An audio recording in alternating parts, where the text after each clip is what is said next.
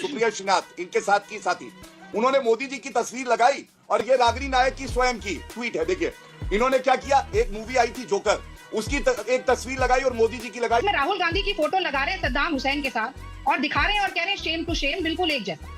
और इसके बाद से ये सीरीज शुरू हो गई। एंकर्स को भी अपनी आवाज बहुत गौरव जी को बोला है क्यों बिना मतलब का सीन निकाल के बैठती है मेरे शो पे।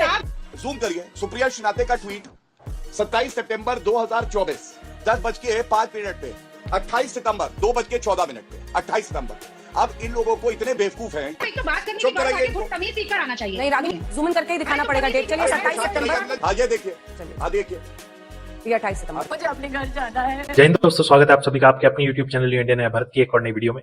और दोस्तों आज की ये डिबेट होने जा रही है गौरव भाटिया और रागिनी नायक के बीच में। आप सभी जानते हैं दोनों ही जब किसी डिबेट में आमने सामने होते हैं तो बहस और लड़ाई का स्तर बहुत ज्यादा हो जाता है। आज की इस डिबेट में भी ऐसा ही हुआ। गौरव भाटिया और रागिनी नायक एक दूसरे को अपने सोशल मीडिया पोस्ट दिखा दिखा कर लड़ने लगे, जिससे अंजना ओम कश्यप बहुत ही ज्यादा मजबूर हो गई और वो भी चिल्लाने लगी। दोस्तों ये डिबेट बड़ी ही शानदार होने वाली है, तो इस वीडियो को एंड तक देखिएगा। और अगर आपको वीडियो अच्छी लगे तो वीडियो को लाइक करके चैनल को सब्सक्राइब जरूर कीजिएगा। तो चलिए वीडियो के साथ में एंड तक देखते हैं। Thank you. अंजना जी, हमें पता होना चाहिए राजनीति में सत्ता देने वाला, सेवा करवाने वाला जनता होता है और जनता ने इनको 3 चुनाव में पटकनी दी है।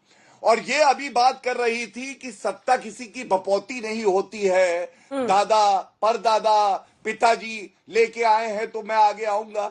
ये तो कांग्रेस पार्टी का चरित्र है कि अगर एक बार गांधी परिवार सत्ता से बाहर हो गया तो सब लोग गाली गलौज पे उतर आते हैं। अब मैं उदाहरण देता हूं, देखिए परसों की बात है, इनका मीडिया सेल है, उस मीडिया सेल की हेड है सुप्रिया श्रीनाथ, इनके साथ की साथी, उन्होंने मोदी जी की तस्वीर लगाई और एक और व्यक्ति की लगाई। अब मैं उस पर जाना नहीं चाहता हूं और ये तुलना करके लिखा बिल्कुल एक जैसे, और ये रागिनी नायक की स्वयं की ट्वीट है। देखिए इन्होंने क्या किया, एक मूवी आई थी जोकर, उसकी एक तस्वीर लगाई और मोदी जी की लगाई और लिखा बिल्कुल एक जैसे, शेम टू शेम। ये क्यों दर्शाया? और इनकी पार्टी की सिमी रोजबेल इंसाफ मांग रही है, राधिका खेड़ा जी हमारे साथ आ गई हैं, उन्होंने आरोप लगाया पार्टी से निकाल दिया गया। अंकिता दत्ता असम में जो पार्टी में रहती है, इनके खुद के कार्यकर्ता महिला कहती है कास्टिंग काउच है और उस महिला को निकाल देती है। ये क्या इंसाफ देंगी बताइए। बात यहां से शुरू हुई कि शिष्टाचार में प्रधानमंत्री नरेंद्र मोदी ने खुद जब जाना कि स्टेज पर उनकी तबीयत बिगड़ी थी, उसके बाद उनसे बात भी की। सवाल है कि हमले एक तरफ है, लेकिन क्या निजी होकर एक दूसरे की सेहत तक पहुंचना, जिंदगी मौत पर पहुंचना, क्या इससे बचना सही नहीं होगा? क्या ये शोभा देता है कि एक चुने हुए प्रधानमंत्री के लिए वो इस तरह की भाषा का इस्तेमाल करें जिसमें जहरीला सांप से लेकर रावण है? अब आते हैं दूसरे हिस्से पर, जो महिलाओं की बात थी। राधिका खेड़ा आपकी साथी थी, वो अनेकों शो पर मेरे पास आती हैं और मेरे साथ जब रहती है, एक बात अगर वो कांग्रेस पर बोल दें तो जो कांग्रेस पार्टी की ही प्रवक्ता रहती है वो उन पर हमलावर हो जाती है। आप ही लोग थे ना जो कहते हैं कि अगर कोई महिला हिम्मत दिखाकर बाहर आती है बोलने की तो उसको साथ देना चाहिए, उसका हिम्मत बढ़ाना चाहिए, ना कि अपनी पार्टी लाइन की वजह से उसी पर टूट पड़े। दोनों प्रश्नों का आपसे जवाब। अंजना जी, अच्छा लगा जब आपने आज महिलाओं के हक की बात की। मुझे लगता है कि महिलाएं चाहे किसी भी पार्टी में हो, यदि उनके साथ किसी भी तरीके की गलत बात होती है, यदि उनके सम्मान को ठेस पहुंचती है, तो जरूर कार्रवाई होनी चाहिए। और मुझे तो लगता है सबसे पहली कार्रवाई तो उस महिला को स्वयं करनी चाहिए। जिन लोगों ने भी बदतमीजी की, बड़े से बड़ा नेता क्यों ना हो, सबसे पहले निकलकर बाहर उनके खिलाफ FIR करनी चाहिए, उनको कोशिश करनी चाहिए, जेल की हवा खिलाई जाए। तो गौरव भाटिया जी की ना बड़ी ये कलाकारी है कि दूसरे पर आरोप लगाओ, हिट एंड रन करो। मैं ये दिखाना चाहती हूँ ये खेल शुरू कहां से हुआ। ये गौरव का ट्वीट है जिसमें राहुल गांधी की फोटो लगा रहे हैं सद्दाम हुसैन के साथ और दिखा रहे हैं और कह रहे हैं शेम टू शेम, बिल्कुल एक जैसा। और इसके बाद से ये सीरीज शुरू हो गई जिसमें तमाम लोगों ने तमाम लोगों के साथ फोटो दिखाई और कहा शेम टू शेम। उसमें गौरव भाटिया जी के लिए भी कई किस्म की तस्वीरें दिखाई गई। हालांकि मैं व्यक्तिगत नहीं होना चाहती हूँ, ये अच्छी तरीके से जानते हैं कि इनके बारे में भारतीय जनता पार्टी और तमाम विपक्ष क्या सोचता है, इनकी खुद की पार्टी भी क्या सोचती है। बहरहाल वो चर्चा का विषय नहीं है। अब मैं आगे आ जाती हूँ। आपने मुझसे सिलसिलेवार तरीके से कुछ सवाल पूछे। ये कहा गया कि कलकत्ता में जो एक जघन्य अपराध हुआ, राहुल गांधी उस पर कुछ नहीं बोले। राहुल गांधी सबसे पहले नेता थे जिन्होंने उस पर ट्वीट किया और स्पष्ट तौर पर कहा कि जो स्थानीय प्रशासन है उसकी जिम्मेदारी है। मैंने आपके शो पर वो पूरा ट्वीट पढ़कर भी सुनाया था, अगर आप चाहें मैं दोबारा कर सकती हूँ। पर मैं तो जानना चाहती हूँ कि मोदी जी मणिपुर कब जाएंगे? 17-18 महीने से मणिपुर जल रहा है। वहां पर पिछले 15-20 दिनों में 12-13 मौत हो चुकी है, लेकिन वहां जाने की कोई सुध नहीं है। मोदी जी चैन की बांसुरी बजा रहे हैं। आपने मुझसे 2-3 सवाल और पूछे, मैं जल्दी जल्दी से सबके जवाब दूंगी, फिर आप इनके पास जाइए। अनुच्छेद 370 पर कांग्रेस पार्टी का स्टैंड भी बता दीजिएगा रागिनी जी। नहीं।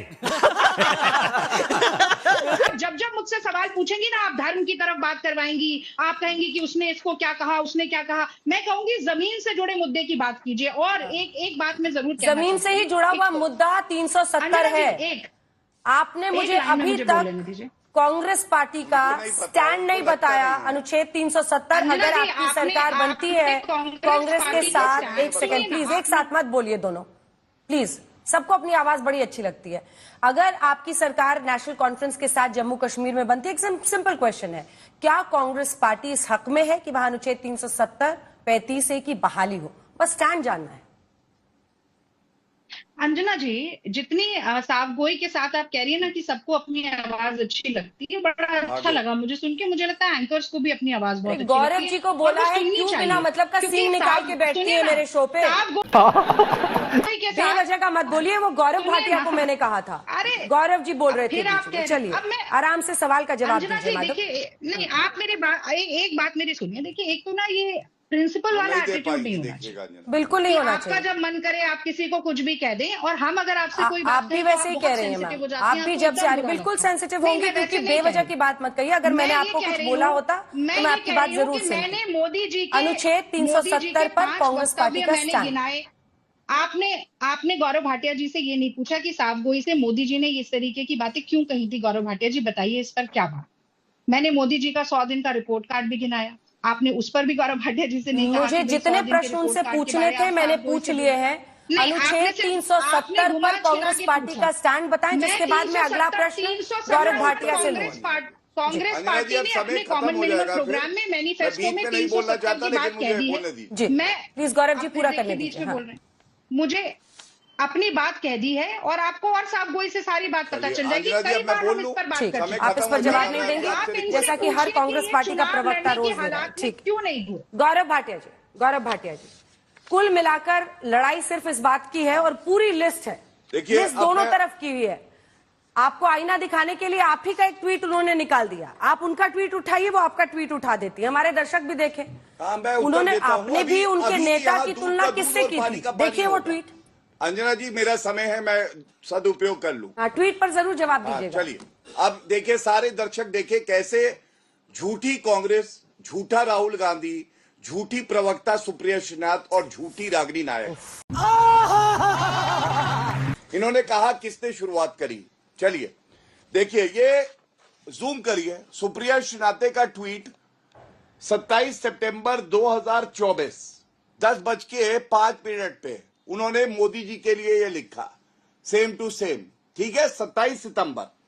मेरा ट्वीट उसके जवाब में आया 28 सितंबर 2:14 पे, 28 सितंबर।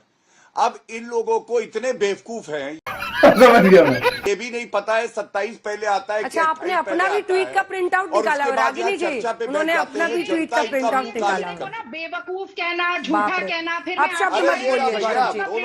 गौरव जी प्लीज, ये लीजिए गौरव जी अब शब्द मत बोलिए। आपने राहुल गांधी के लिए सद्दाम हुसैन से कंपैरिजन किया कि नहीं किया? गौरव भाटिया, ये लीजिए, अब आग लग गई। अब अंजना जी नहीं बोले, दूसरे को झूठा बता रहे हैं। आपको एक तो बात करने की बात, थोड़ी तमीज सीख कर आना चाहिए। नहीं रागिनी जी, लेकिन वो डेट का सीक्वेंस बता रहे हैं, वो कह रहे हैं पहले तमीज आपसे नहीं सीखनी है, सही तरीका नहीं है। जूम इन करके ही दिखाना पड़ेगा डेट। चलिए 27 सितंबर, अगला ट्वीट दिखाइए, अगला ट्वीट दिखाइए, ये 27 सितंबर का अगला दिखाइए, अगला दिखाइए, ये लीजिए, उसका डेट देखिए। हाँ ये देखिए, चलिए हाँ देखिए, ये 28 सितंबर। मुझे अपने घर जाना है। ये इसकी डेट देखिए, ठीक है।